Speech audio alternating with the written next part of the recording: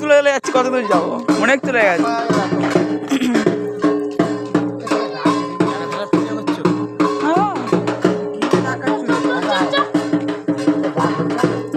Sir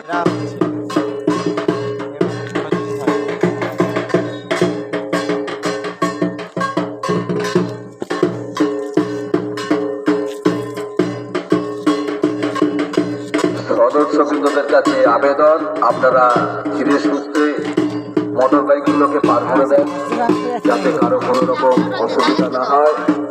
চলছে দণ্ডি কাটার পর্ব।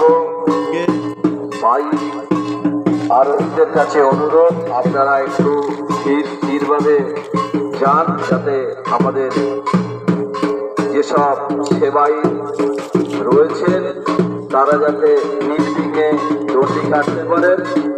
আপনারা